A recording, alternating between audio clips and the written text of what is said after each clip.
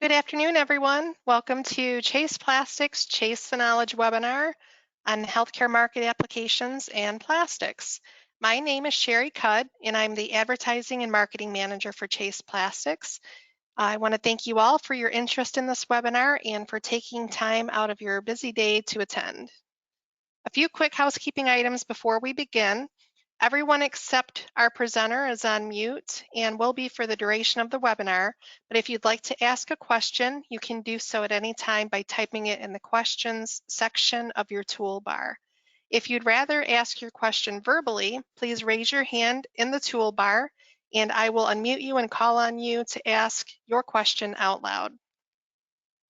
In addition to our presenter, Andrea Kendrick, who I'll introduce here in just a moment, we also have Jason Merkel, Technical Manager, on hand to answer your questions today.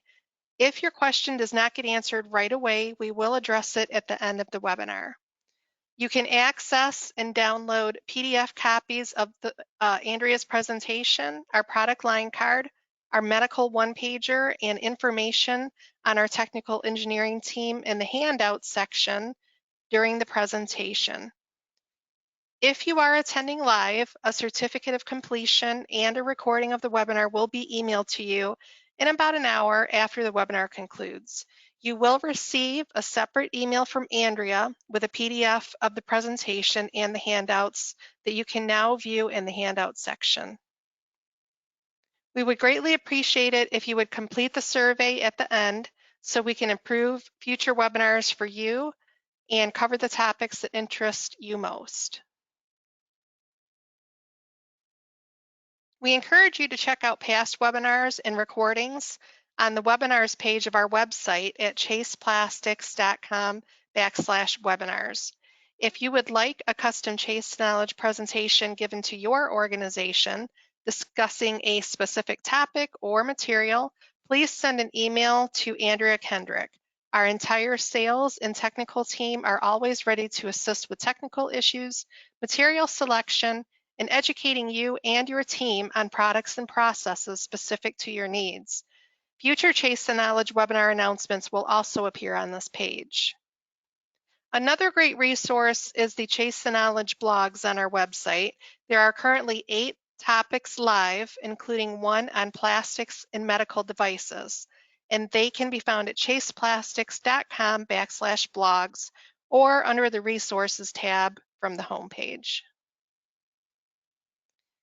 At this point, I'd like to hand it over to our presenter, Andrea Kendrick. Andrea is a technical training engineer with Chase Plastics and has been with us since 2015.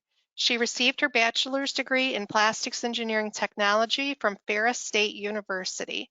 For those of you who have attended Chase the Knowledge webinars in the past or contacted our technical engineering team for assistance, you're very familiar with Andrea and the level of expertise she brings to the table. So without further ado, Andrea. Good afternoon, good morning, depending on where you're listening in from. Andrea Kendrick here. Today we're going to go over healthcare market applications and some plastics. Also quite a bit of some requirements for plastics as well. So our overall agenda for today, we're going to talk about the FDA. We're going to talk about metal device classes, some of the requirements for those classes. We'll briefly discuss biocompatibility as well as some testing you might hear, USP Class 6, ISO 10993 type testing, and terms that you might hear, and then some application requirements, and then some applications and typical plastics used within those medical applications. So the Food and Drug Administration, FDA, it's an agency within the United States Department of Health and Human Services. It's responsible for the safety regulations of a lot of different things, including food and drug for obvious purposes, but then also what we come here today to discuss, medical devices. They also deal with the safety regulations of medical devices. So the FDA, their goal is to protect the public health and assure safety and effectiveness of their products that are being launched or approved to be sold under their supervision. There are 2 areas that the FDA does not control, however, which is the cost effectiveness of said products and also the practice of individual physicians. But any of the medical devices that are being put out to market have been regulated and are being controlled by the FDA. And then lastly, the FDA, kind of a nice big chunk there, but essentially the FDA defines a medical device, which is what we'll be talking about for the majority of this, as anything really that's going to help diagnose, a disease or treat it or prevent it. And so lots of words to basically say anything that's going to help in those areas, that's what they define as a medical device. So medical device classification. So the Medical Device Amendments of 1976 to the Federal Food, Drug, and Cosmetic Act established 3 classes for medical devices. So we'll talk about each 3, but essentially it's based on the amount of control necessary to ensure that they're going to be safe and effective. So that's how you distinguish class 1, 2, and 3. And then also just kind of almost as a side note, the FDA has approximately 1,700 different generic devices that are grouped into 16 medical specialties known as panels. So a lot of different devices out there that are all divided into different groups, and they're all having to be classified as one of the 3 classes. So class 1 medical device, these are the ones that present the least amount of potential harm to a user and are very simple in design. When we say minimal potential for harm, it's if it doesn't work. So if for whatever reason a class 1 device doesn't work the way it's intended to and it's not effective, very minimal chance that there's going to be an issue. About 47% of medical devices that are on the market or available fall into this specific category. And of that, 95% of these are exempt from the regulatory process. So we'll briefly talk about the couple processes that the devices have to go through to get approval to be marketed through the FDA. Class 1 medical devices, some examples: Band-Aids, tongue depressors, elastic bandages, not supposed to say Band-Aids, over-the-counter cholesterol tests. Again, it's things that have very minimal risk to harming you if they don't work the way that they're intended to. Class 2, so now we're kind of in the middle ground in terms of if it's going to be harmful to you or not. These devices are typically non-invasive, but they're a little more complicated in design. And they could cause a little more injury if they do not work effectively. About 43% of medical devices fall into class 2. So a good chunk of ones are either class 1 or class 2. Some examples would be a wheelchair, X-ray machines, surgical needles, infusion pumps. These are all considered class 2 medical devices through the FDA. And then lastly, class 3, these are the most stringent, and they present quite a bit of risk if they are not effective and they don't work the way that they're supposed to. So these are about 10% of the devices, so not a huge portion of the devices that exist fall into this category, but they pose quite a bit of risk if they're not effective. So some device examples would be replacement heart valves. So obviously, if it doesn't work, quite a problem. Breast implants, implantable pacemakers, a lot of implantable devices are considered class 3 medical devices. So now we know, or should know, if let's say you guys are going out and you're going to market a new device, we're getting ready to develop a new device. We know if it's going to be class 1, 2, or 3, or have an idea of where it's going to fall. If there's a little bit of fuzziness, maybe we have an advisor to help us. But after that, we kind of know which way it's going to go. Then we go through the pathway on getting it approved through the FDA. So there's 3 different ways that it can go. Either it will be given a device exemption. So this is where most of your class 1s end up because it's low risk. It might need a 510K or a pre-market approval. So depending on the device and what's needed, it would be pushed into one of these 3 areas. So your device exemption would be such a low risk that really there's not a ton needed there. Again, a lot of class 1s are there. A small portion of class 2s can fall into device exemptions. And so we'll discuss each of these pathways just a little bit more as well, but very low risk type stuff ends up here. 510K for FDA clearance is based on the device being like existing devices that are already being used. So maybe a slight variance to something that's already out there, and we can prove that it's substantially equivalent to what's existing. The largest category of device applications, so a lot of device applications take this path specifically, about 100 to 1 compared to a pre-market approval, because a lot of devices that are being used exist, and we just have to prove that it's similar, but maybe has the advantage in a certain way over what already exists. Some class 1 are here, but really mostly class 2 will take this pathway. And then lastly, your pre-market approval, your PMAs. This is for FDA approved materials. This is used for devices that are going to be significantly different from what already exists. So if you're creating a brand new device, doesn't really exist anywhere else, you would go for a PMA through the FDA. It's the most stringent. And almost all of your class 3 devices are going to take this pathway because they're very high risk. And so there's be a lot of additional testing and everything that needs to be done for this type of approval. So device exemption, although exempt from the more in-depth requirements, your class 1 and class 2 that receive this status do still have to adhere to certain general controls through the FDA. So they don't go through all the additional testing and everything else that's to be required for your 510K and your PMA, but there are still some general controls that they need to meet. So you're gonna have to register the company with FDA. There's a form listing the device and its classification. You're gonna have to comply with FDA labeling and packaging. And then lastly, their quality systems for regulation. You must also adhere to that. So there's guidelines for safe design and manufacturing. And then some even class 1s, if they're very, very, very low risk, might also be exempt from QSR requirements as well. So very not so stringent requirements, but they do still exist for a little bit of control and regulating of these devices that get the device exemption. Section 510K. So this is to notify FDA of their intent to market a medical device. It's known as a pre-market notification, PMN, or more commonly 510K, which is how I've been referring to it. Under this, you market a medical device in the US, and it demonstrates that it's substantially equivalent and to a device that already exists. So again, if it's something very similar to a device that already exists, maybe slight modifications, maybe slight different design, you would go through a 510K. And so if the FDA rules that it is substantially equivalent, the manufacturer can then take the device to market. Class 1 and class 2 that require it are not exempt. They do require it if they're not exempt from the process, which would have given them device exemption. So 510K, we have to prove that it's very similar to what already exists. And then substantially equivalent, some factors for that. And so essentially you have to prove, so for a 510K, you must prove substantial equivalency. To do that, it has to be that it has the same type of use, has to use similar technologies, and it must raise no concern in the areas that it does differ from an existing device. So if it just has small differences, slightly different design, as long as those cause no concern or raise no concerns for that, for the safety and effectiveness of the device, then it will likely get your substantially equivalent passing from the FDA. And a lot of times you can use bench and animal testing for clinical testing. You don't have to typically do a lot of extra testing on it. And then sometimes sponsors will work with a consultant to really help, because it's a lot of paperwork and it's a lot to submit to these. So a lot of stuff that is required for these types of applications. Pre-market approval. So you have device exemption, so not a ton of extra regulatory work that needs to go into it. 510K, we must prove that it's similar to a device that already exists. Or again, the last path, PMA, which is where most of your class 3s are going to require this, but it's basically a new device that's not really that similar to something that already exists. So you must go through a PMA, and this is to regulate stuff that are going to be new to the market. And so maybe it's new materials, new designs, everything that's out there kind of new.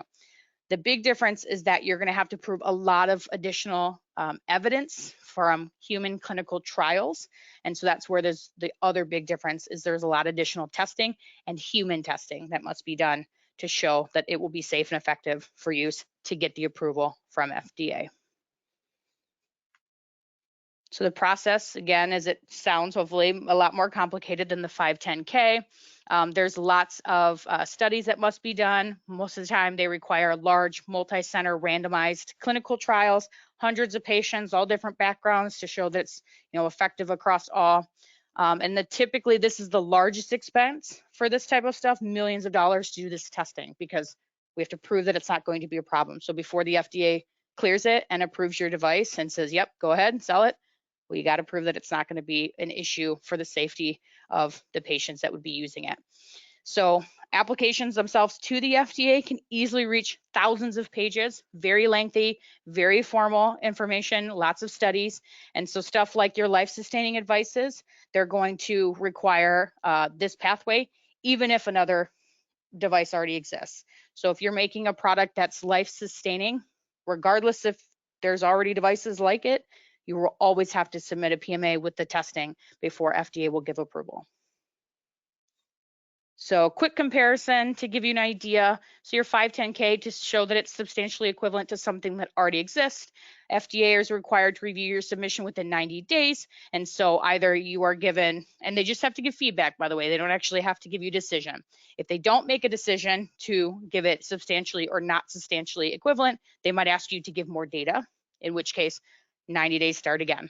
And so if a decision is made, however, and they give it an SC or a non-SC designation, then that is the end of the review process. 510Ks, anywhere from several months to over a year. So it's a long process. It takes a while before these things get approved. PMA, even longer. As soon as you submit your paperwork for it, 180 days the FDA has to review them. Again, just review and give feedback. It does not need to approve within 180 days. And so you either give an approval, a denial, or request for more information. Again, at which case 180 days starts again. It's not uncommon for these to go through 2 cycles of requests and responses because of all the information that's required and all the testing that is needed for these devices. So timeline for these, typically more than a year. So they take quite a while. So if you're thinking, I have this great idea, we're gonna make this device, you've got quite a while to make it through there. Not only is it a while just to get FDA approval, but all of the work that would go in ahead of time before you even start this process of getting approval. So these take quite a long time to get a medical device out to market. Okay, so we talked about the devices, we talked about some of the stuff through FDA and what kind of an end user would go through to get their device approved so they could sell it. Now we're gonna take a flip side of that and kind of start talking a little bit about the material and some of the testing that might need to be done for specifically plastics materials, of course, but some of the stuff that would go through and what would classify a medical material for use in these types of devices and these applications. So the big one or the big buzzword you're gonna hear when you hear, medical material, healthcare market, biocompatibility. Huge buzzword. It's what you're going to hear about everything. So biocompatibility essentially just means that it has properties that make it compatible with a human body. So it's not going to inversely affect any type of process or anything within the body. And it's just going to be very inert for whatever it's doing. So some examples of that would be stuff like a catheter. You can't have it trigger a blood clot formation or other type of reactions as a result of it being in your bloodstream. And so if it doesn't do that, it's considered biocompatible. It's compatible with your body. It's not causing any issues.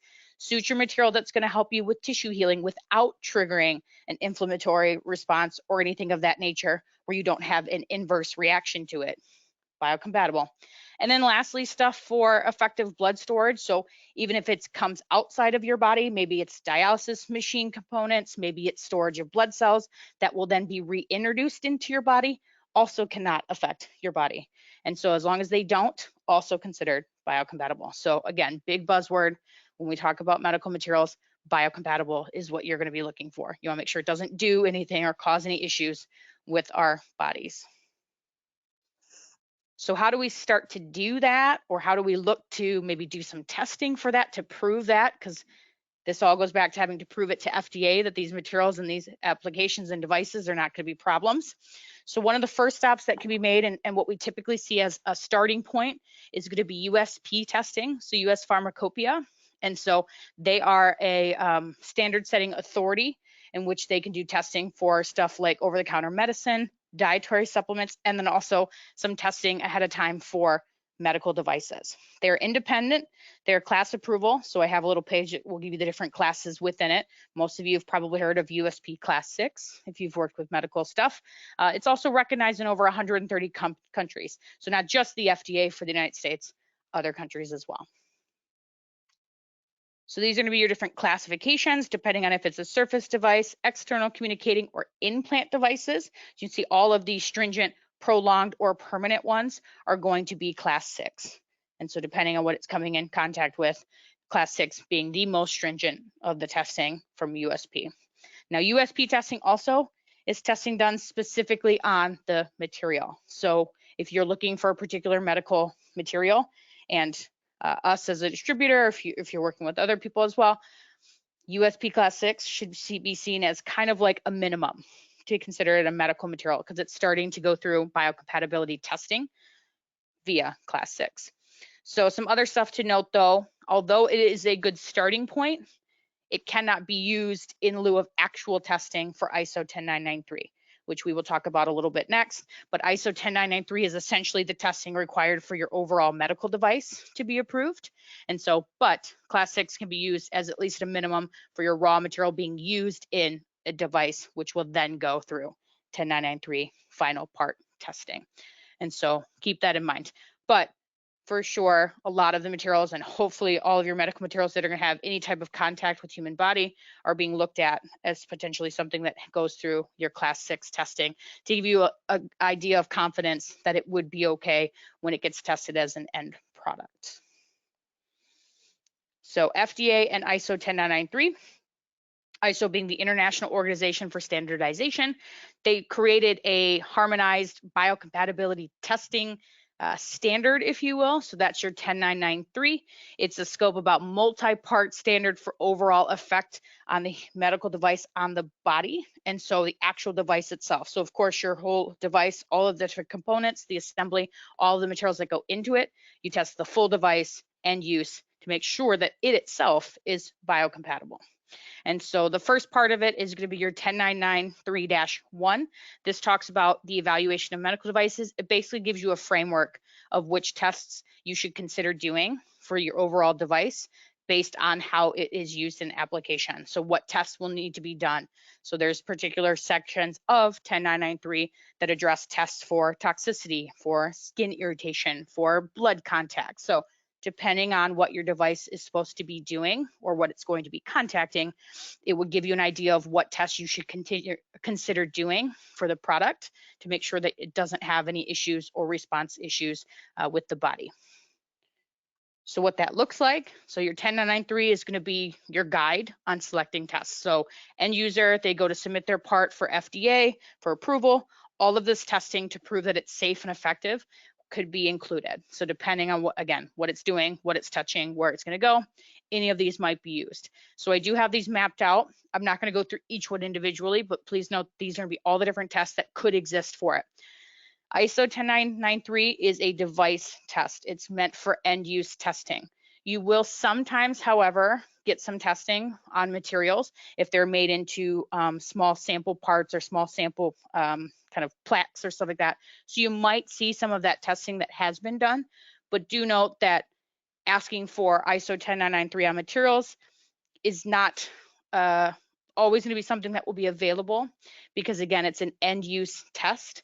And so stuff like geometry, what else it's coming in contact with, how it's being utilized could affect that. And so just note that sometimes it's provided to give a level of confidence when you go through this whole trial, these year-long approval processes for all these different materials and components of your device.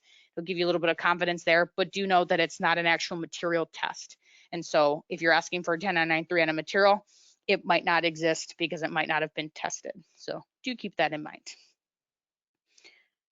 Okay, so we talked about biocompatibility. We talked about some of the testing that's there. So now we'll kind of start moving more towards the actual material side of it as we continue to move that path. So the one thing I wanted to bring up, and I'm not going to spend much time on it other than really just this side real quick, is material selection. So the process material selection, it still is applicable here to medical materials as well.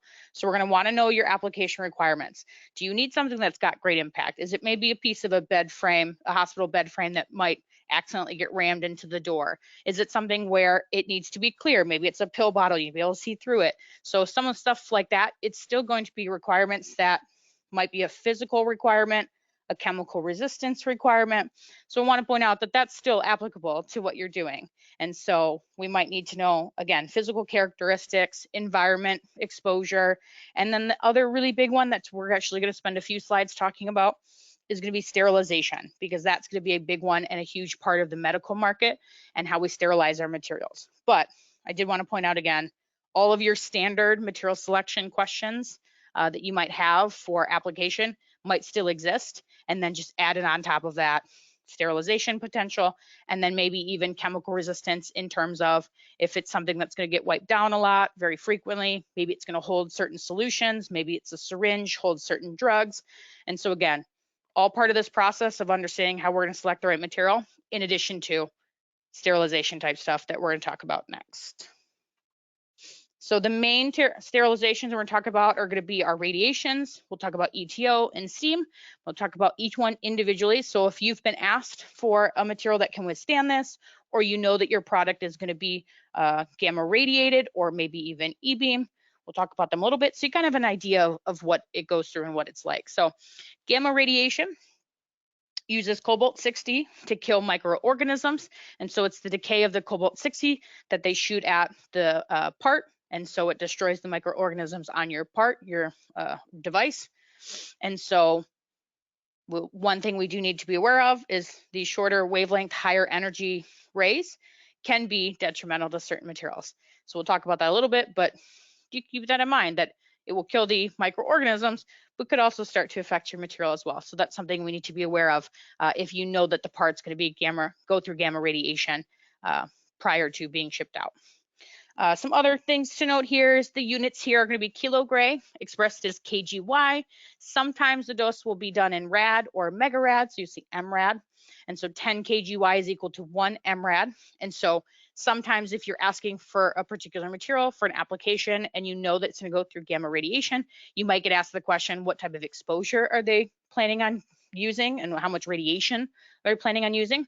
So typically 25 kgy or 2.5 mrad is enough to sterilize, but it's also how they do most of their testing. So all of these sterilization testing information that I provide to you and what's detrimental to certain materials, it's based on the standard amount of radiation and the standard amount of time and temperature for the other ones.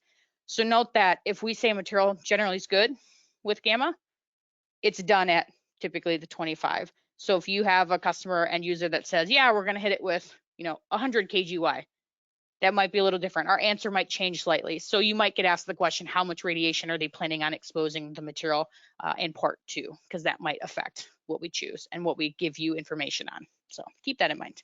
So gamma radiation, there's also electron beam, most commonly referred to as E-beam radiation. And so kind of similar concept, radiation. This one though, however, is a product of high energy electrons being produced with normal current, and then they're sped up. And then it's hit and it's kind of arced across your part to kind of do the same thing in terms of killing the microorganisms that are on it. And so a lot of times for this one specifically, it'll be behind a large concrete structure, so that way they can wave across the part and kill off the organisms. But again, radiation, it's also a radiation, so it can be detrimental to certain materials as well. Okay, a really big and actually the most widely used according to the CDC, autoclave or steam sterilization. Sometimes you'll hear people use the terms interchangeably. Steam sterilization is the method. Autoclave is the equipment that you use to do it in.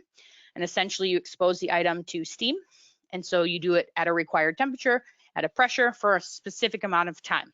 So the higher the temperature, the less amount of time you have to expose it to it. And so that I gave a table and kind of broke that down a little bit on what standard. And so generally speaking though, for these, we typically see either it's going to be at 121C for 15 minutes or it's going to be at 134 for 3 to 4 minutes.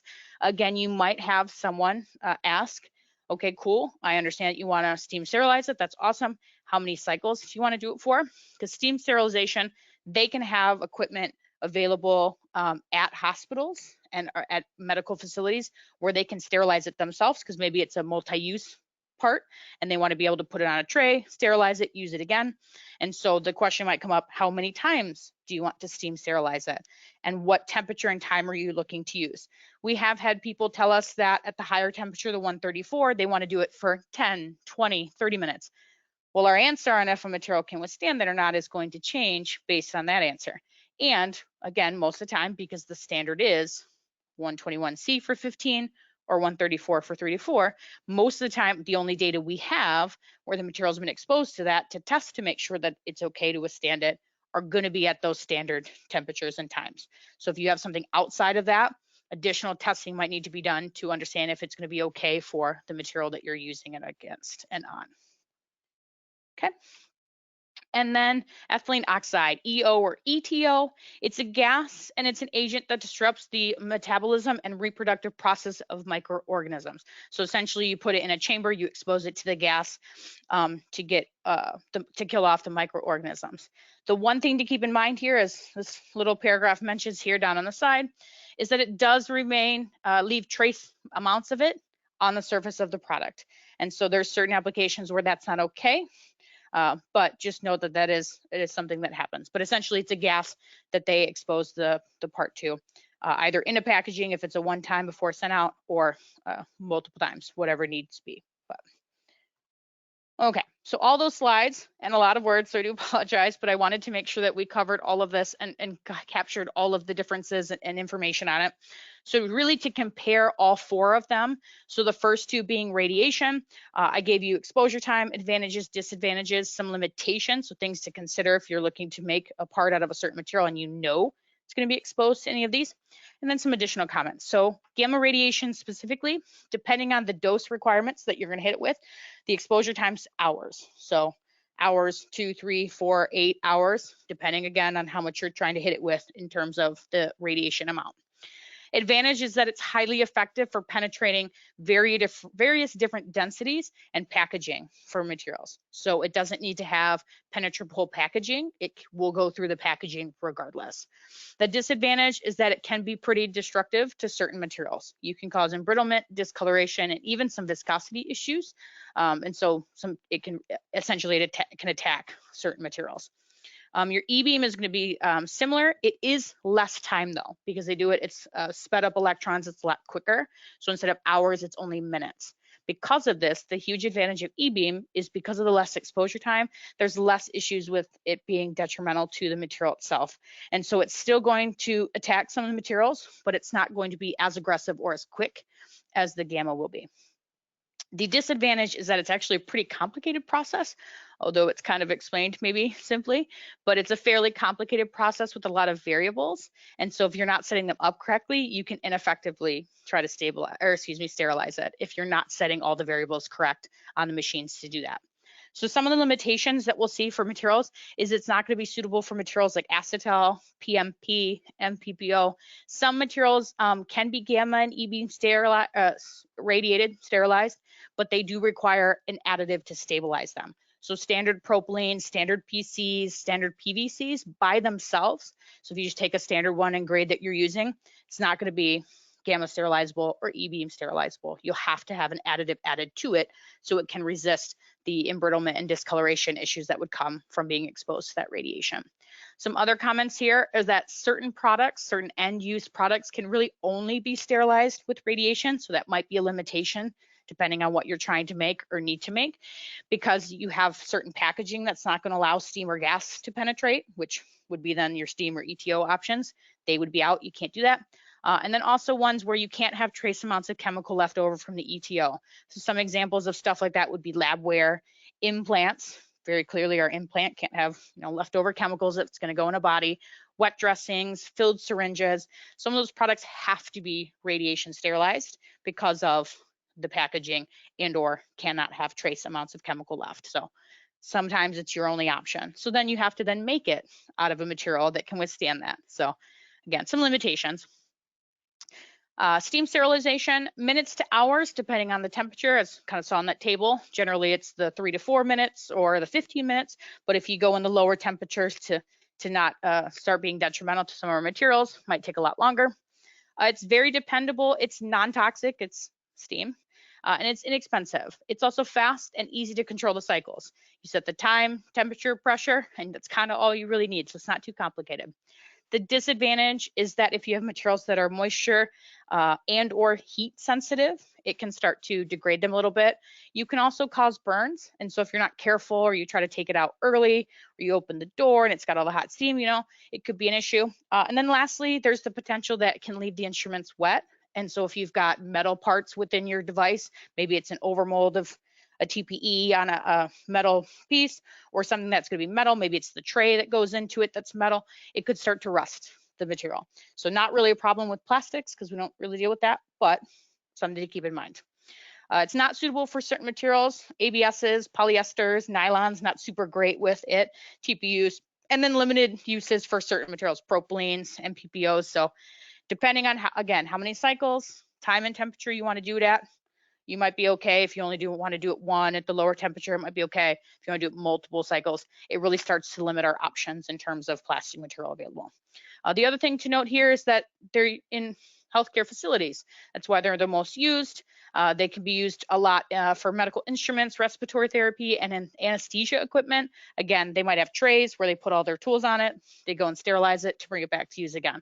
So steam sterilization a lot of times is used multiple times. And so again, we'll want to know how many cycles you have the expectation that your part will withstand. So we select a material that will do that.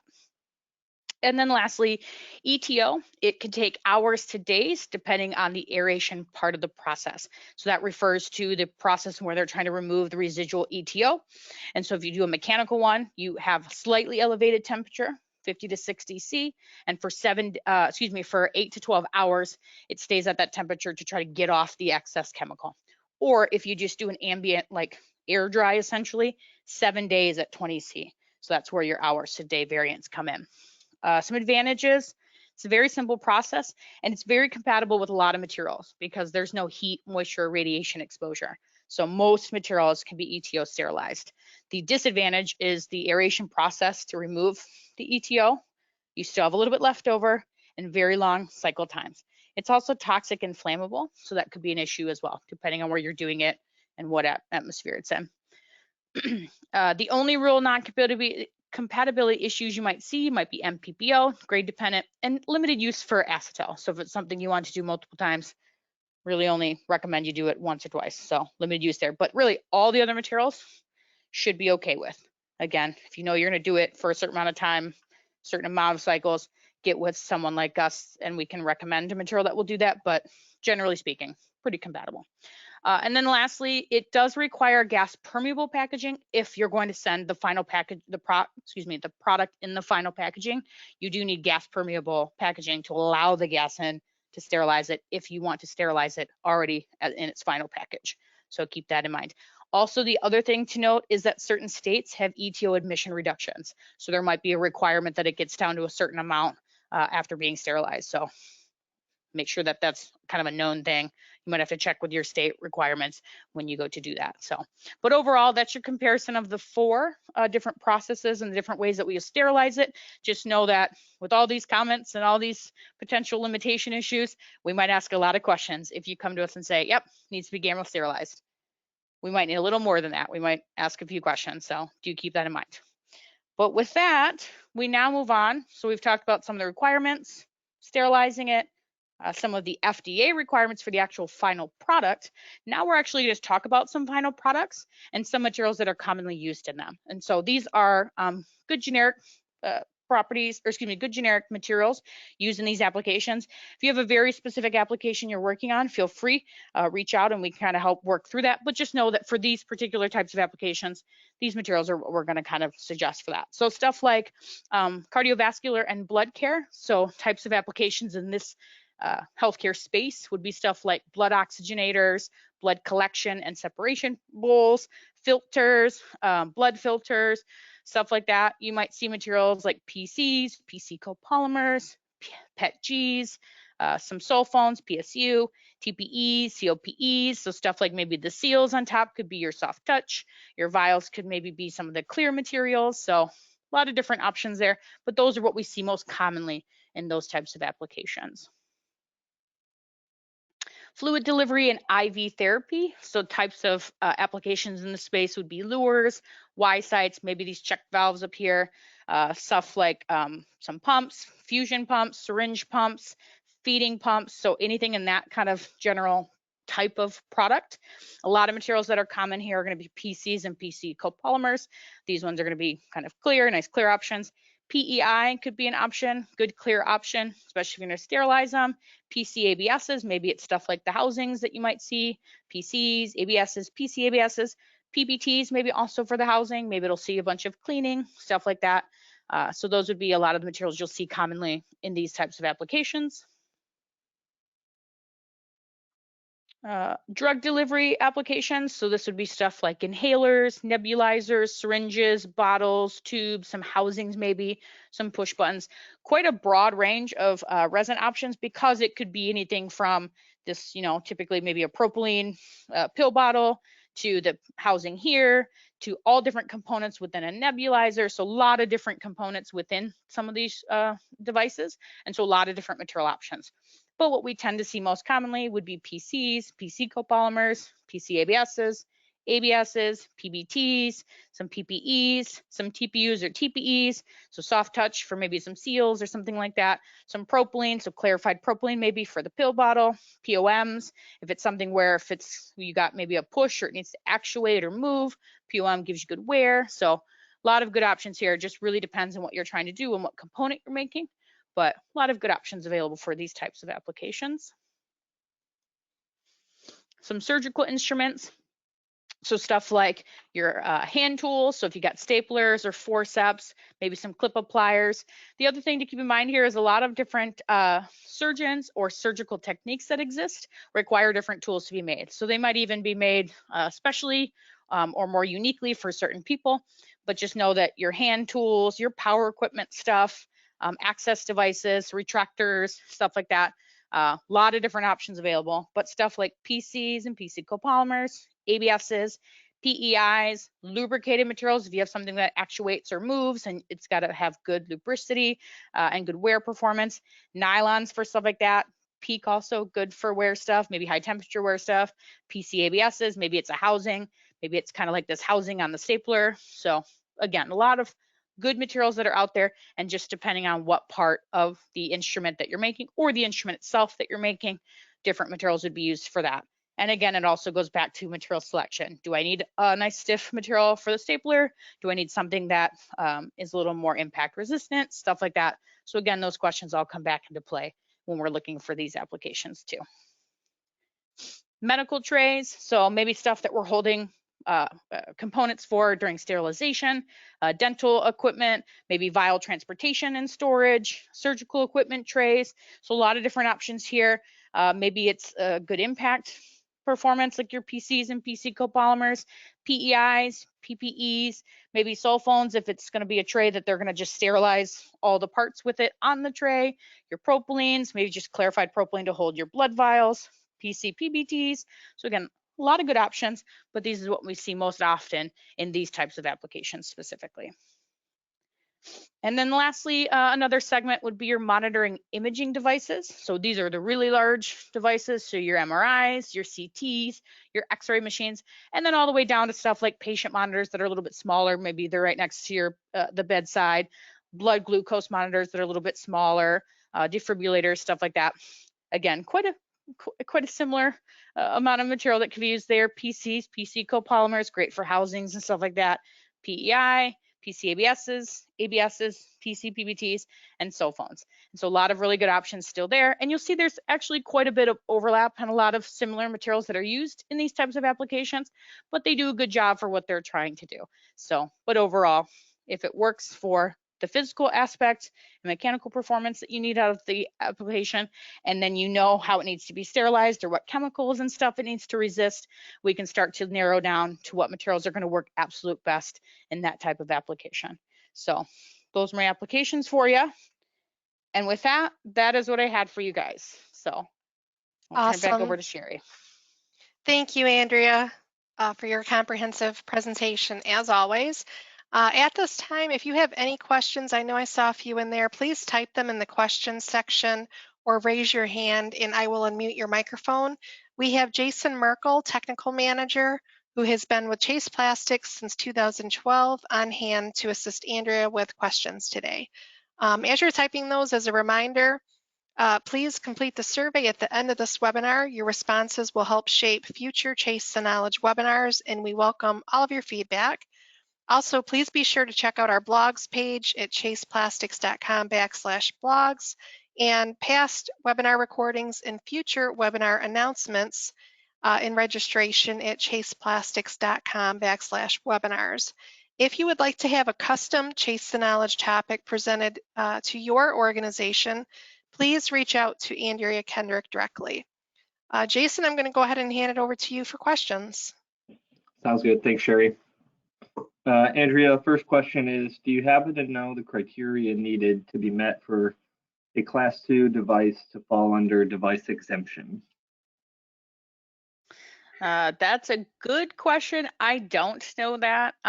It would come down to what ends up happening for a lot of these is FDA gives you a lot of guidelines, and then kind of sort of tells you to figure it out a little bit. And so it's one of those things where it would have to be a device that already exists, and you would have to, it'd have to have very little risk to harm would be the answer. A deeper answer to that, unfortunately, I don't have it, but it'd have to be a really low risk one that we're not overly concerned with, where they'd say, okay, not a big deal. We don't have to go through all this additional testing for it to be a problem. So very small percentage of them are, I think it's less than 10% of device twos that can make it as exempt. But a further answer to that, I do not have that. We could look into it though, but I do not have that answer currently. This is more of a comment than a question, but for your files and updating the presentation, Andrea, as far as testing goes, it says, please note that irritation and sensitization, part 10, have now been split into 2 separate components, and there's a new additional section 23 to address that. So good to know for both our files and for everyone on the call as well. Absolutely, thank you. Do we have any product information for the materials mentioned in the presentation? Overall, yes. It would come down to which particular materials we're looking for. We have the medical one pager does address all of our options available and the different types of materials that have which type of medical approval, class 6, or some testing available for 10993. And then just depending on which particular material you're most interested in, we would be able to supply information from that particular supplier on that type of material. Awesome, thank you. We'll give you guys another minute or two to type in any additional questions should you have them. Thanks for the few shout outs as well, Jose and Mitch, on the positive feedback. Okay, any more questions? I don't know if I'm seeing any hands up here. You can also raise your hand and I can unmute you if you have like a lengthy question that you don't want to type out. You can just use your hand button and we'll call on you. We do have one more question there. Okay. Any insight or comments on the newer use of X-ray radiation for sterilization? I'm hearing this is growing due to the cobalt shortage. Yes, there is a little bit of information on it. There's also there's a couple other sterilization methods as well that I didn't mention, that being one of them. I have not done much look into it, and I personally have not been asked about it yet, but there are a couple sterilization methods that do exist that I did not cover because these were the main ones that we could ask for, most commonly. So I don't have much of a comment on it, but I do note that there are a couple that do exist. And if particular bits of information is needed, we can always look into that and provide that in the future as well. All right, well, that looks like maybe the conclusion of our questions. We want to thank all of you for taking time out of your busy schedules to attend this Chase to Knowledge webinar. We especially thank everyone who came out to see us at the MD&M West booth that we had in Anaheim and who signed up for this webinar as a result of that visit. We'll be back next year. We hope it was informative and a great return on the investment of your time. If you have any technical questions that did not get answered today, feel free to reach out to Andrea directly. Her information is posted on your screen.